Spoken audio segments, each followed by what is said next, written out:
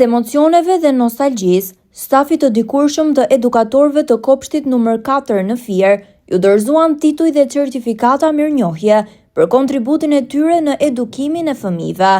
Ceremonia e përvjetorit të 65 të njërit prej institucioneve më të vjetër të edukimit në Fier nisi me shfaqjen një dokumentari për historikun e kopshtit dhe vazhdoi me performancën e të vegjëlve në këngë, valle e recitime.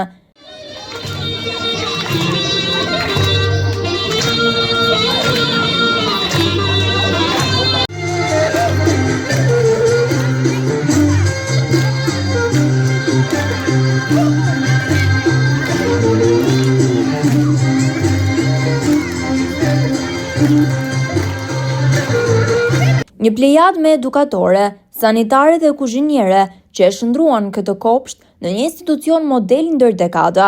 Drejtuesja e kopshtit Vjollca Mjeftari u shpreu mirënjohjen grave dhe vajzave që i dhanë fëmijëve të kopshtit ndër vite jo thjesht për kujdesje, por mbi të gjitha dashuri.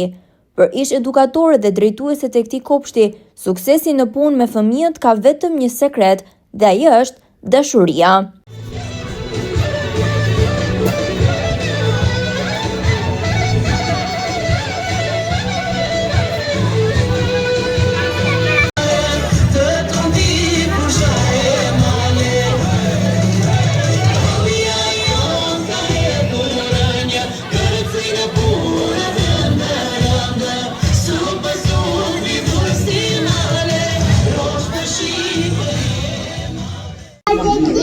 Gëzuar kopshti im, o foles plotja, qirit fëmijë, gëzuar ditëlindjen, gëzuar namot, arom lumturie, me lule plot me plot.